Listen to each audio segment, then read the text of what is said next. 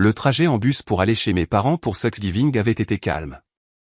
J'avais choisi le siège côté fenêtre, regardant la ville défiler pendant que les autres passagers somnolaient ou faisaient défiler leur téléphone. Ce n'était pas l'arrivée la plus glamour, mais cela servait parfaitement mes desseins. En grandissant, j'avais toujours été la fille pragmatique. Alors que ma sœur, Emma, collectionnait les voitures de luxe comme des accessoires, je me contentais des transports en commun, de la marche ou d'un trajet partagé occasionnel. Maman avait interprété cela comme un échec. Papa en avait fait une blague récurrente à chaque réunion de famille. Tu te souviens quand tu avais 16 ans et que tu disais que tu n'aurais jamais besoin d'une voiture? Maman s'était moquée de moi lors de ma remise de diplôme. Tu maintiens toujours cette affirmation ridicule? J'avais simplement souri et changé de sujet. Il était inutile d'expliquer que je n'avais pas besoin de voiture alors que je planifiais déjà quelque chose de bien plus grand. À 23 ans, j'avais fondé Transglobal Aviation avec un seul hélicoptère loué et un rêve. J'avais vu le manque sur le marché, transport médical d'urgence, voyage d'affaires, coordination des secours en cas de catastrophe. Personne ne le faisait efficacement. Personne ne pensait assez grand. J'ai pensé plus grand. À 28 ans, mon entreprise opérait dans 14 pays. Nous avions commencé avec des hélicoptères, nous nous étions étendus aux jets privés, nous avions acquis 3 compagnies aériennes régionales et construit l'infrastructure qui permettait à tout cela de fonctionner correctement. Notre division de transport médical d'urgence avait sauvé des milliers de vies. Notre flotte d'avions d'affaires servait des PDG de Fortune 500 qui payaient des tarifs élevés pour la confidentialité et l'efficacité. La valorisation avait atteint 2,8 milliards de dollars au dernier trimestre. Ma famille n'en avait aucune idée. Je suis arrivé à leur maison de banlieue à exactement 14 heures. L'arrêt de bus était à 2 pâtés de maison, parfaitement calculé. La Tesla blanche d'Emma était déjà garée dans l'allée à côté de sa Mercedes rouge et du Range Rover noir qu'elle avait acheté le mois dernier. 3 voitures pour une personne qui vivait seule. La voilà. Maman ouvrit la porte avec un sourire qui n'atteignait pas tout à fait ses yeux. Le bus était à l'heure. Je sais à quel point les transports en commun peuvent être peu fiables. Tout s'est bien passé, maman. Tu devrais vraiment laisser ton père t'aider à verser un acompte sur une voiture d'occasion, continua-t-elle, me faisant entrer. Quelque chose de pratique. Une Honda, peut-être. C'est embarrassant, ma chérie. Tu as 30 ans. En fait, 31, mais qui comptait? La maison sentait la dinde et le jugement. Emma était déjà dans le salon, parfaitement stylée dans des vêtements de créateur, faisant défiler son téléphone. Elle leva les yeux quand je suis entré, son expression passant à quelque chose entre la pitié et la supériorité. Oh, tu as réussi à venir. Tu as dû prendre 2 bus? Je sais que les itinéraires peuvent être déroutants. Un seul, en fait. Papa sortit de son bureau, un verre à la main. La voyageuse des transports en commun est de retour. Emma, as-tu montré à ta sœur ton nouveau Range Rover? Le top du top. C'est à ça que ressemble la réussite. Je posai mon sac délicatement. Il est très beau. Beau? Papa rit. C'est un véhicule à 120 000 $. Pendant ce temps, tu dépenses quoi? 2,50 $ par trajet en bus. Tu mets vraiment à profit tes études universitaires. Mon téléphone vibra dans ma poche. Je l'ignorais. Je m'inquiète pour toi, dit maman, une véritable inquiétude perçant dans sa voix. Que se passe-t-il quand tu dois aller quelque part d'important? Entretien d'embauche, réunion d'affaires. Tu ne peux pas arriver en bus. Je me débrouille bien. Elle est probablement trop fière pour admettre qu'elle n'a pas les moyens de s'offrir mieux, murmura Emma à l'oreille de papa. Tu te souviens quand elle disait qu'elle montait une entreprise? C'était quoi? Une idée d'application. Logistique aérienne, corrigez-je doucement. Oui. Comment ça se passe? Toujours en construction.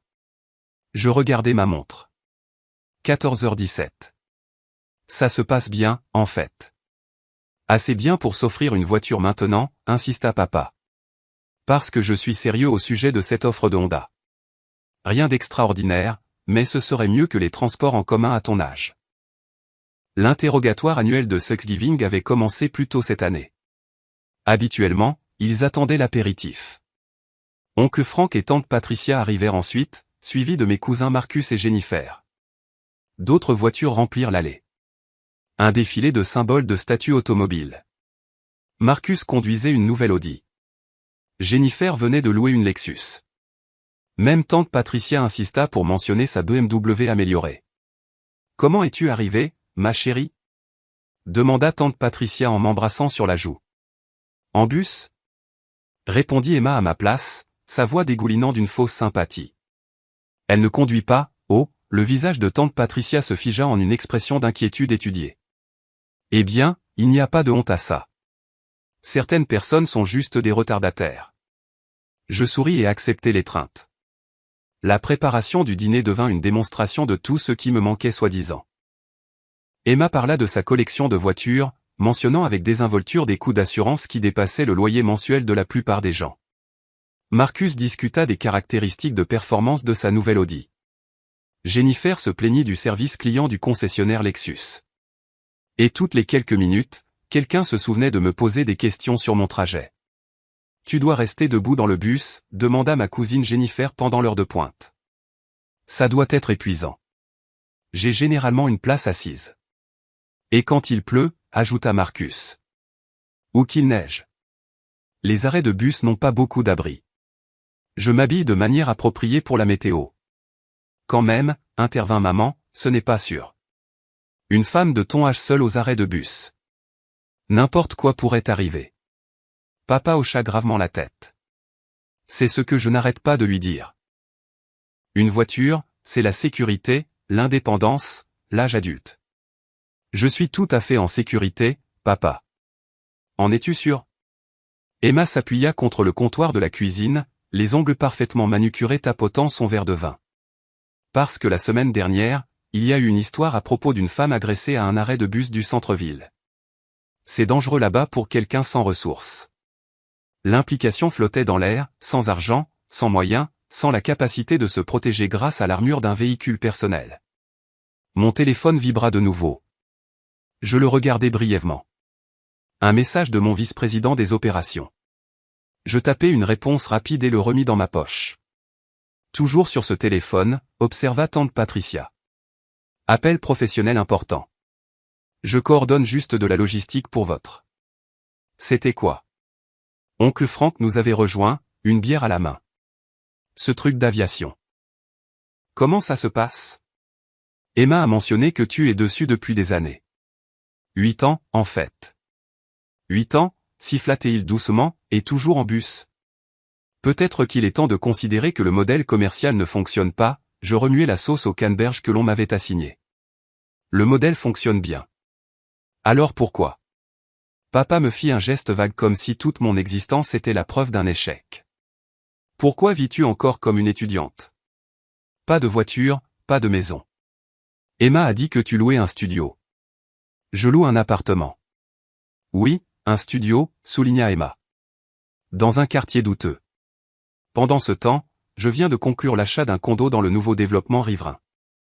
3 chambres, 2 salles de bain, un parking pour toutes mes voitures. C'est merveilleux, Emma. Tu pourrais être heureuse pour ta sœur sans être sur la défensive, gronda maman. Nous sommes juste inquiets pour toi. Ton père et moi restons éveillés à nous demander si tu vas bien. Je me tournai complètement vers elle.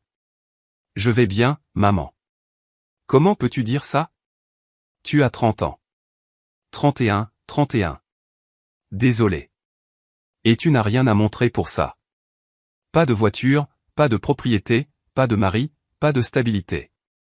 Juste ce fantasme d'une entreprise d'aviation qui ne génère clairement pas de revenus. La cuisine se tut, à l'exception du bouillonnement des casseroles sur la cuisinière. J'ai de la stabilité, dis-je doucement. Où? Papa écarta les mains. Montre-moi la stabilité. Montre-moi une chose concrète qui prouve que tu ne gaspilles pas ta vie sur un rêve chimérique.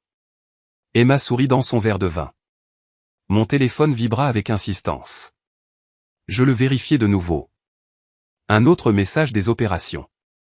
Celui-ci signalait une urgence. Je répondis.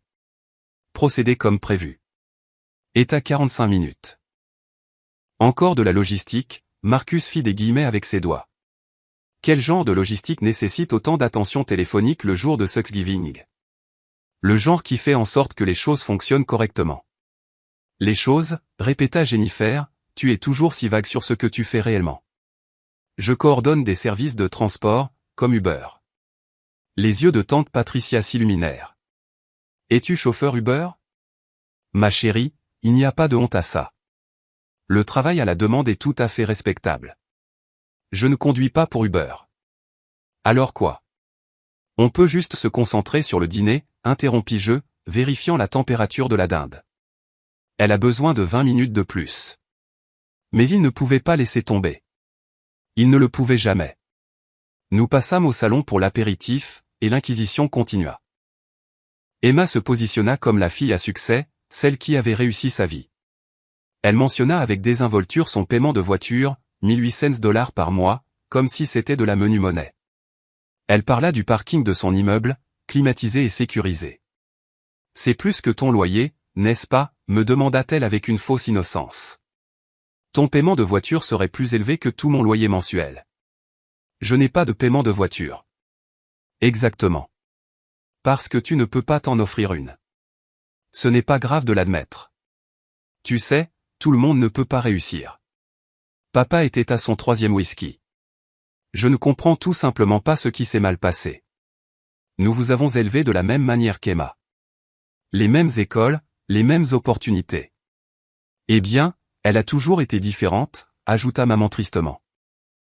Tu te souviens comment elle passait des heures à l'aéroport quand elle était enfant à regarder les avions? Nous pensions que c'était mignon. Nous ne réalisions pas que c'était obsessionnel. J'aimais l'aviation. Et j'aime toujours. Aimer quelque chose et en faire une carrière viable sont deux choses différentes, offrit oncle Frank avec sagesse. J'aimais le basketball quand j'étais enfant. Ça ne voulait pas dire que j'aurais dû poursuivre la NBA. Marcus rit. Peut-être que si son entreprise d'aviation était réelle, elle aurait au moins une voiture de société maintenant. As-tu même des cartes de visite? Demanda Jennifer. Un site web? J'ai essayé de te chercher sur Google une fois. Rien n'est apparu. Je souris. Nous gardons un profil bas.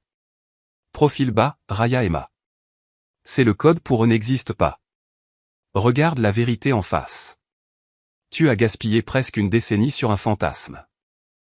Pendant ce temps, la vraie vie te dépasse. Mon téléphone sonna 7 fois. Je jetai un coup d'œil à l'écran. Capitaine Rodriguez, commandement de la flotte. Excusez-moi, dis-je, me dirigeant vers le couloir. Vraiment, me lança Emma. Tu prends un appel pendant Thanksgiving. Je répondis au 3e coup de sonnerie. Allez-y, capitaine. Madame, nous sommes à 40 minutes des coordonnées que vous avez fournies. Le temps est clair. Devons-nous maintenir l'approche actuelle ou faire des cercles? Maintenez l'approche. Formation standard. La zone d'atterrissage est la grande cour arrière à l'adresse que j'ai envoyée. Confirmez les coordonnées GPS. Confirmé. 3 hélicoptères en formation. Est à 38 minutes à votre emplacement. Parfait. À bientôt, capitaine. Je raccrochai et retournai au salon. Tout le monde me fixait. Appel professionnel, expliquai-je simplement. Professionnel, répéta papa d'un ton neutre. C'est ça. Ton entreprise d'aviation imaginaire. Qu'est-ce qui pourrait nécessiter un appel le jour de Thanksgiving? Demanda maman. Ta logistique ne peut pas attendre un jour? Malheureusement, non. Emma se leva, son expression triomphante. C'est ridicule. Tu es délirante. Tu prétends être quelqu'un que tu n'es pas, et c'est honnêtement triste. Nous sommes ta famille. Tu peux laisser tomber la comédie. Je ne joue pas, alors prouve-le. Elle croisa les bras. Prouve que tu as cette grande et importante entreprise d'aviation. Montre-nous la moindre preuve. La pièce se tut. Tout le monde me regardait maintenant, attendant que je m'effondre, que j'admette la vérité qu'ils avaient déjà décidé être un fait. Je regardai ma montre. 15h42. 33 minutes. Vous verrez assez tôt. Voir quoi? Papa se leva aussi, son visage rouge d'alcool et de frustration. Que allons-nous voir? Un autre bus? Une fausse carte de visite que tu as imprimée chez FedEx? Paul, maman lui toucha le bras. Peut-être sommes-nous trop durs. Trop durs? Nous avons été trop mous. Nous l'avons laissé vivre dans ce monde imaginaire pendant 8 ans. 8 ans à prétendre diriger une entreprise tout en prenant le bus pour le dîner de Thanksgiving. Il se tourna vers moi. Il est temps de grandir. D'accepter la réalité. Tu n'es pas une réussite.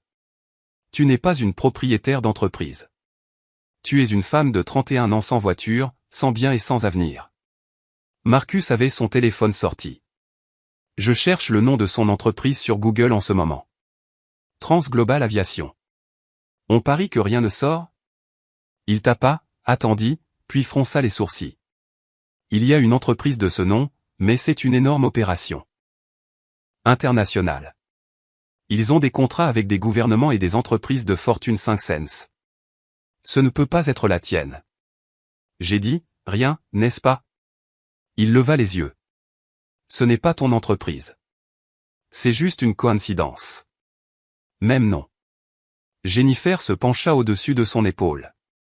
Il est dit qu'elle est évaluée à 2,8 milliards de dollars, propriété privée, opération principale dans le transport médical d'urgence, les voyages d'affaires et les secours en cas de catastrophe.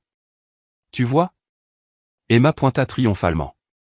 Même nom, entreprise différente. Elle est probablement réceptionniste là-bas ou quelque chose comme ça. C'est la logistique aérienne qu'elle fait. Je ne travaille pas à la réception, dis-je calmement. Alors quoi? Salle de courrier? Support informatique? Mon téléphone vibra. Un autre SMS du capitaine Rodriguez. 28 minutes.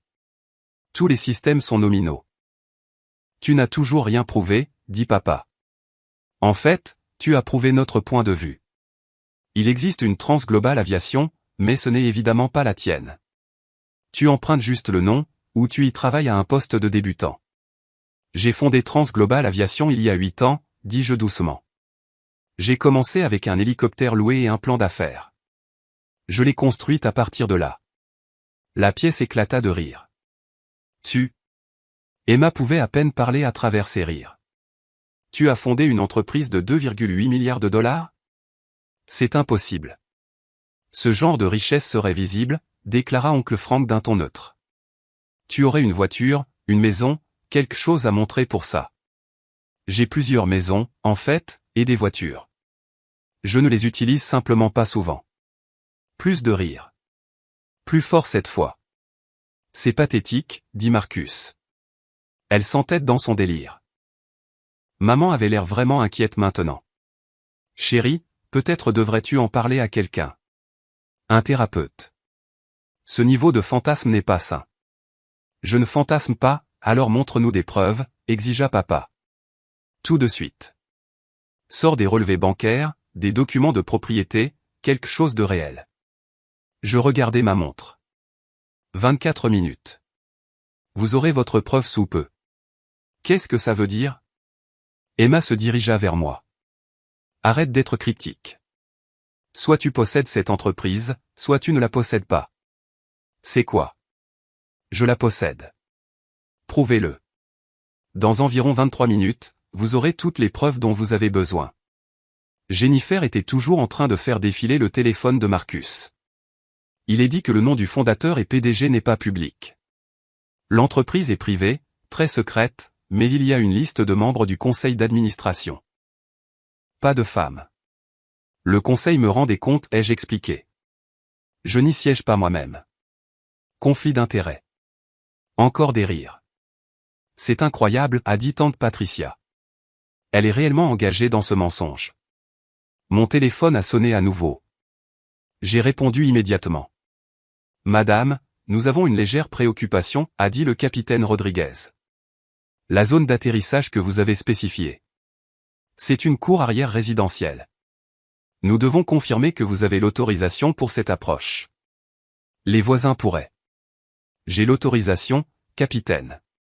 Le propriétaire est au courant. Le propriétaire? Moi. Je suis propriétaire de la maison. Il y a eu une pause.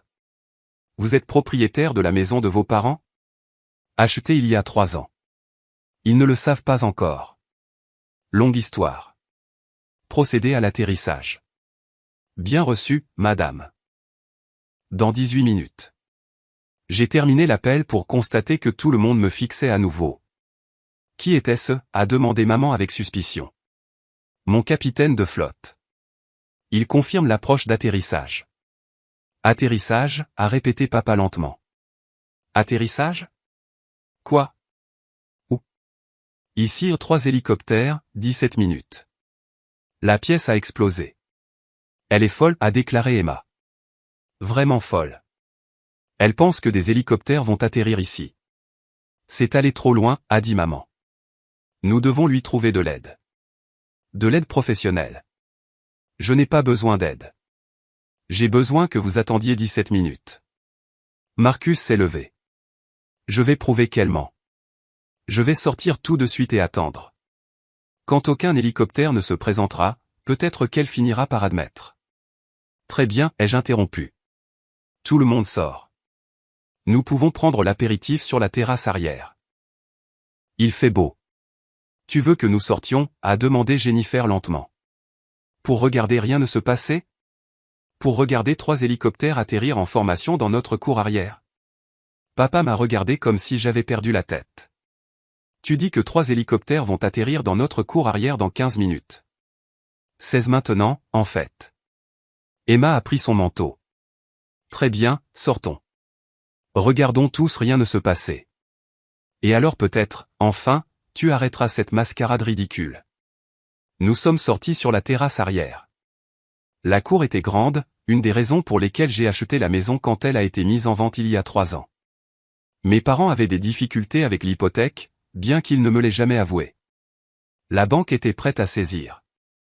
Je l'avais acheté par le biais d'une société écran, puis je leur avais reloué à un taux qu'ils pouvaient se permettre. Ils pensaient que la banque avait restructuré leur prêt. Ils n'avaient aucune idée que leur fille était propriétaire de leur maison. Donc, nous faisons ça, a dit Marcus, vérifiant son téléphone. Nous sommes réellement dehors en novembre à attendre des hélicoptères imaginaires. Il ne fait pas si froid, ai-je fait remarquer. Ce n'est pas le but. Emma criait presque maintenant. Le but est que tu es délirante. Tu es malade mentale.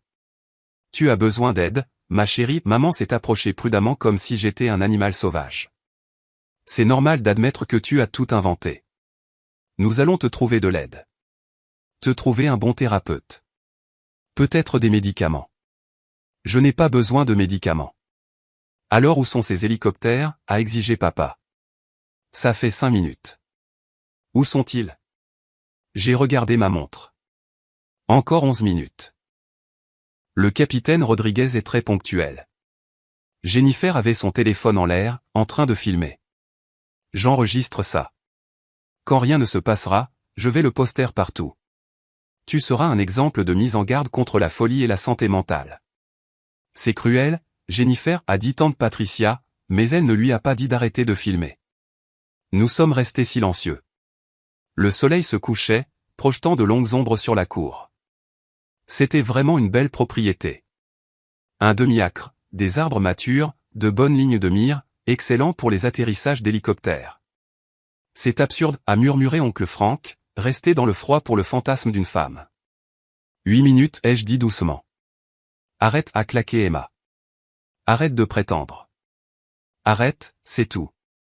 Mon téléphone a vibré. J'y ai jeté un coup d'œil. Capitaine Rodriguez. 7 minutes. Confirmation visuelle de la zone d'atterrissage. Belle propriété, au fait. J'ai souri. Quoi, a exigé maman. Pourquoi tu souris? Le capitaine Rodriguez dit, vous avez une belle propriété. Qui diable est le capitaine Rodriguez, a explosé papa. Il n'y a pas de capitaine Rodriguez. Il n'y a pas d'hélicoptère. Il n'y a pas de compagnie d'aviation. Tu es un échec, et tu nous rends tous complices de ton délire. Paul, s'il te plaît, maman a agrippé son bras. Ne sois pas si dur. Dur? Je suis honnête. Chose que cette famille a apparemment cessé de faire il y a des années. Nous avons encouragé ce fantasme, et regarde où cela nous a menés. Debout dans la cour arrière à attendre. Il s'est arrêté. Nous l'avons tous entendu. Le grondement lointain des rotors d'hélicoptères. C'est. Jennifer a baissé son téléphone. Ce n'est pas. Le son est devenu plus fort. Le visage d'Emma s'est vidé de sa couleur. C'est point une coïncidence. Quelqu'un vole au-dessus. Quelqu'un, ai-je corrigé, en formation. Marcus tournait en rond, scrutant le ciel. Je ne vois rien encore. 5 minutes, ai-je dit, vérifiant mon téléphone. Ils approchent du nord-est. Le son s'est intensifié, profond, rythmique, indubitable. C'est impossible, a dit papa faiblement. Puis nous les avons vus. 3 hélicoptères ont franchi la ligne des arbres, lisses et noirs, se déplaçant en formation parfaite. Le soleil couchant scintillait sur leur surface polie. Ils étaient magnifiques. Des Sikorsky S-76, le fleuron de ma flotte exécutive. Chacun valant 13 millions de dollars. Oh mon Dieu, a murmuré tante Patricia. Non, a respiré Emma. Non, non, non. Les hélicoptères ont commencé leur descente, les rotors fouettant les arbres en une frénésie. Le bruit était assourdissant. Ma famille est restée figée, la bouche ouverte alors que 39 millions de dollars d'appareils se préparaient à atterrir dans leur cour arrière. La cour arrière que je possédais. Le premier hélicoptère s'est posé parfaitement là où je l'avais spécifié. Les deuxième et troisième ont suivi, formant un motif triangulaire précis sur l'herbe. Les rotors ont commencé à ralentir, le bruit tombant à un niveau gérable. Les portes se sont ouvertes. Le capitaine Rodriguez est sorti en premier, son uniforme impeccable et professionnel. Il était suivi par 5 autres membres d'équipage, pilotes, copilotes, mécaniciens de vol, tous portant des uniformes de Transglobal Aviation, tous se déplaçant avec une précision militaire. Rodriguez s'est approché directement de moi, en me saluant. « Madame, la flotte a été livrée comme demandé. Tous les systèmes sont opérationnels. Nous sommes prêts quand vous l'êtes. » J'ai rendu le salut avec désinvolture. « Merci, capitaine. Excellente approche. Pas de problème. » Aucun, madame. Le temps a magnifiquement coopéré. Bien que j'avoue que c'est la première fois que nous atterrissons dans une résidence privée pour un enlèvement de Thanksgiving. Il y a une première fois à tout, ai-je souri. En effet. Devrions-nous attendre à bord, ou préférez-vous que nous restions en attente ici? L'attente est bien. J'aurai besoin d'environ 20 minutes. Bien reçu. Il a salué à nouveau, puis a fait un geste à son équipage. Ils se sont dispersés, effectuant des vérifications après l'atterrissage avec une efficacité professionnelle. Je me suis tourné vers ma famille. Personne ne bougeait. Personne ne parlait. Ils étaient des statues figées par le choc. Alors, j'ai dit agréablement, « Qui veut une visite ?» Emma a fait un son comme un animal mourant. Ce n'est pas. Papa n'a pas pu terminer la phrase. Tu ne possèdes pas une compagnie d'aviation de 2,8 milliards de dollars. J'ai terminé pour lui. Je le fais. Fondé il y a 8 ans. Nous opérons dans 14 pays. 327 appareils au total, 244 hélicoptères, 83 jets privés. Nous employons plus de 2000 personnes dans le monde.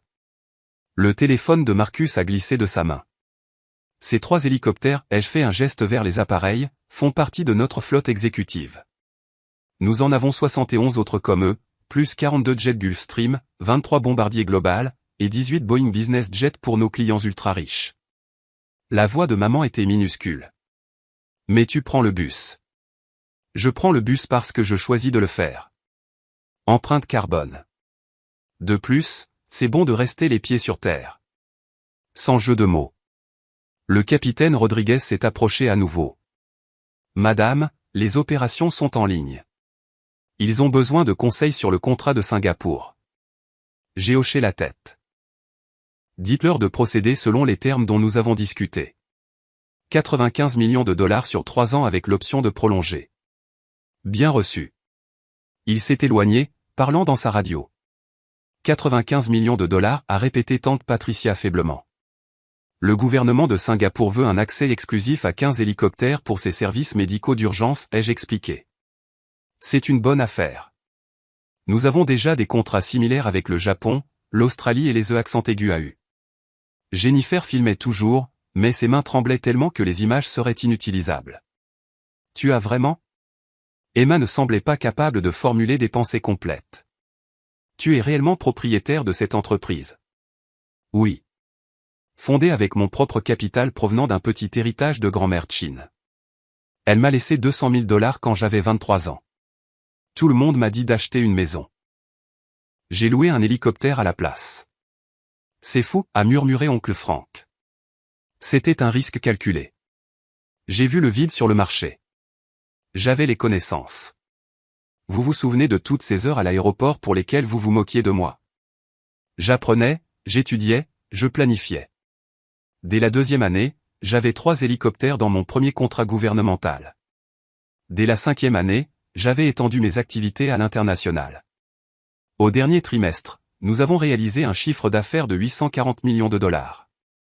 Le silence n'était rompu que par les rotors d'hélicoptères qui ralentissaient et le son de Marcus vomissant dans les buissons. Pourquoi? La question de maman est sortie comme un sanglot. Pourquoi ne nous l'as-tu pas dit? J'ai croisé son regard. Parce qu'à chaque fois que j'essayais, vous me rejetiez. Toujours en train de construire cette entreprise. Quand vas-tu trouver un vrai travail? Arrête de vivre dans un monde de fantaisie. Alors, j'ai arrêté d'essayer. J'ai construit mon empire en silence pendant que vous comptiez les voitures d'Emma. Ce n'est pas juste, a dit Emma faiblement. Nous ne savions pas. Vous ne vouliez pas savoir. Il y a une différence. Je me suis tourné vers le capitaine Rodriguez. J'aurais besoin des mises à jour du manifeste pour les 3 appareils. Dîner de Thanksgiving à emporter, je pense. Madame, la dinde est prête. Je l'emporte avec moi. Probablement la patate douce en casserole, aussi. Mon équipage mérite un bon repas de Thanksgiving. Tu pars? Papa a retrouvé sa voix. Tu viens d'arriver. Je suis ici depuis 2 heures. 2 heures à me faire moquer de ne pas posséder de voiture alors que je possède littéralement 327 appareils. Je pense que j'en ai fini. Attends. Jennifer a baissé son téléphone. Tu as dit. Tu as dit que tu étais propriétaire de cette propriété. J'ai souri. Achetée il y a 3 ans lorsque la banque était sur le point de saisir. Je la reloue à maman et papa à des taux inférieurs à ceux du marché. De rien, au fait. Le visage de papa est passé de pâle à cramoisi. Tu as été. Nous avons payé un loyer à notre propre fille. Techniquement à Transglobal Property, ma filiale immobilière. Mais oui, je suis propriétaire de votre maison. Je suis aussi propriétaire de 3 centres de villégiature à Hawaï, d'une chaîne d'hôtels en Thaïlande et d'un complexe d'appartements à Manhattan. La diversification est importante. Maman s'est assise lourdement sur la chaise de la terrasse. C'est trop. Tout ça, c'est trop. C'est beaucoup, ai-je convenu. C'est pourquoi je n'en parle généralement pas lors des dîners de famille. Mais vous avez insisté sur la preuve. Alors, la preuve. J'ai fait un geste vers les hélicoptères. Satisfait? Emma pleurait maintenant, du mascara coulant sur ses joues. Je ne comprends pas. Comment est-ce possible? Tu es plus jeune que moi. Tu as toujours été l'échec, la déception. Je n'ai jamais été l'échec. Vous avez juste décidé que je l'étais parce que je n'ai pas performé le succès comme vous l'attendiez. 3 voitures, Emma. Tu possèdes 3 voitures et vises dans un studio. Je possède un empire du transport et choisis de prendre le bus. Nous ne sommes pas les mêmes. Le capitaine Rodriguez est revenu. Madame, Singapour a confirmé. De plus, nous avons 3 demandes de transport médical d'urgence, une au Colorado, une en Colombie-Britannique, une en Écosse. Devons-nous rediriger les unités disponibles? Colorado et Colombie-Britannique, oui. L'Écosse peut attendre 2 heures. Vérifiez d'abord avec la base d'Édimbourg. Il pourrait déjà avoir de la disponibilité dessus. J'ai fait une pause. De plus, votre conseil d'administration veut programmer un appel pour demain. L'acquisition d'Amazon. Demain, c'est vendredi. Dites-leur lundi. Je prends le week-end de congé. Bien reçu. Il s'est éloigné. Je me suis retourné vers ma famille. Acquisition d'Amazon, a demandé oncle Frank faiblement. Leur division aviation. Nous sommes en pourparlers pour acheter leur flotte aérienne de fret. 42 appareils, une infrastructure solide, une bonne synergie avec nos opérations existantes. devrait être conclu d'ici mars si les chiffres fonctionnent. Marcus était revenu des buissons, s'essuyant la bouche. Je vais me réveiller, n'est-ce pas? C'est un cauchemar. C'est Thanksgiving, ai-je dit joyeusement.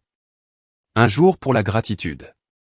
Je suis reconnaissante envers la famille qui m'a appris que je ne deviendrai jamais rien. Cela m'a vraiment motivé à vous prouver le contraire. C'est cruel, a dit maman. Est-ce le cas? Passons en revue. Au cours des 2 dernières heures, vous m'avez traité de pathétique, délirante, malade mentale, échec, embarras et gaspillage de potentiel. Vous vous êtes moqué de mes choix de vie, vous vous êtes moqué de ma carrière et vous avez suggéré que j'avais besoin de médicaments pour mes fantasmes. Je n'ai été que honnête, et vous n'avez été que méprisant. Je me suis dirigé vers le premier hélicoptère. Le capitaine Rodriguez m'a ouvert la porte. Maintenant, si vous voulez bien m'excuser, j'ai une entreprise de 2,8 milliards de dollars à gérer. Capitaine, emballons cette dinde. L'équipage vole depuis 6 heures. Il mérite un bon repas. Attends, papa s'est avancé. Tu ne peux pas partir comme ça. Nous devons parler de ça. De tout. Je me suis arrêté à la porte de l'hélicoptère. De quoi faut-il parler? Vous vouliez une preuve. Vous l'avez eue. Vous vouliez que je vous montre une chose concrète. Je vous ai montré 3 hélicoptères et un empire du transport. Nous en avons fini ici. Mais la maison, maman s'est levée. Tu es propriétaire de notre maison. Nous avons payé un loyer à notre propre fille. Vous avez payé un loyer inférieur au prix du marché sur une maison que vous ne pouviez plus vous permettre. Je vous ai sauvé de la saisie, j'ai protégé votre crédit et je vous ai donné de la stabilité. J'ai fait ça il y a 3 ans, et pas une seule fois, aucun d'entre vous ne m'a demandé si j'avais besoin d'aide, si j'allais bien, si mon entreprise réussissait réellement. Vous étiez tellement certain que j'échouais que vous n'avez jamais envisagé que je puisse prospérer. La voix d'Emma était petite. Nous voulions juste ce qu'il y avait de mieux pour toi. Non, vous vouliez que je réussisse selon vos termes, emploi en entreprise, belle voiture, maison de banlieue, vie conventionnelle. Quand j'ai choisi un chemin différent, vous avez décidé que j'avais échoué sans jamais demander si j'avais réellement réussi. Ce n'est pas de l'amour. C'est du contrôle. Le moteur de l'hélicoptère a commencé à se mettre en marche. Les 2 autres ont suivi. Que va-t-il se passer maintenant, a demandé Jennifer, filmant toujours. Maintenant, vous rentrez et mangez votre dîner de Thanksgiving. Vous contemplez à quel point vous avez mal jugé quelqu'un que vous prétendiez aimer. Vous pensez au nombre de fois où vous auriez pu me soutenir au lieu de vous moquer de moi. Et peut-être apprenez-vous que le succès n'a pas la même apparence pour tout le monde. Tu vas revenir? La voix de maman s'est brisée. Pour Noël, pour quoi que ce soit. J'ai considéré la question. Ça dépend. Pouvez-vous avoir une conversation sans compter mes actifs? Sans me comparer à la collection de voitures d'Emma, sans remettre en question chaque choix que je fais? Silence. Je vais prendre ça pour un non. Je suis monté dans l'hélicoptère complètement. Capitaine Rodriguez, allons-y. Où, madame? Siège social. J'ai un portefeuille immobilier à examiner et une acquisition d'Amazon à préparer. Et la dinde? Emballez-la. Tout le monde a droit à un dîner de Thanksgiving ce soir.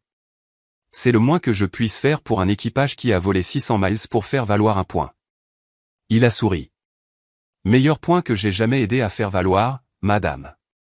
Les hélicoptères ont décollé en formation parfaite, laissant ma famille debout dans la cour, leur cour que je possédais. La bouche ouverte, l'esprit bouleversé, la vision du monde brisée. Mon téléphone a vibré avec des messages. Emma, s'il te plaît, reviens. Nous devons en parler. Jennifer, je suis tellement désolé. J'ai supprimé la vidéo. Marcus, c'était la chose la plus folle que j'ai jamais vue. Et enfin, papa, tu as raison. Nous avions tort sur tout. Je n'ai répondu à aucun d'entre eux. Au lieu de cela, j'ai envoyé un texto au capitaine Rodriguez. En fait, changement de plan. Emmenez-nous au centre de villégiature d'Hawaï. Croisière de 3 jours invité, salaire complet, avantage complet, dîner de dinde complet sur la plage. Sa réponse est venue immédiatement. Vous êtes le meilleur patron que nous ayons jamais eu. J'ai souri, regardant le quartier se rétrécir en dessous de nous. 327 appareils, 14 pays, 2000 employés, une valorisation de 2,8 milliards de dollars, et pas une seule voiture à mon nom parce que je n'avais jamais eu besoin de posséder une voiture quand je possédais le ciel. La dinde, en fin de compte, était excellente. Nous avons mangé sur la plage à Hawaï pendant que ma famille était assise dans sa cour, ma cour, contemplant à quel point elle avait mal jugé la fille qui prenait le bus. Parfois, la meilleure vengeance n'est pas de prouver que les gens ont tort. C'est de réussir si spectaculairement que leur moquerie devienne la chute d'une blague qu'ils ne comprendront jamais complètement. J'ai levé mon verre au coucher du soleil, aux hélicoptères garés sur la plage, à l'empire que j'avais construit pendant que tout le monde était occupé à compter les voitures de quelqu'un d'autre. À la famille, ai-je dit. Mon équipage a levé ses verres. À la famille qui vous voit réellement, a modifié le capitaine Rodriguez. Nous avons bu à ça à la place. Bien meilleur toast.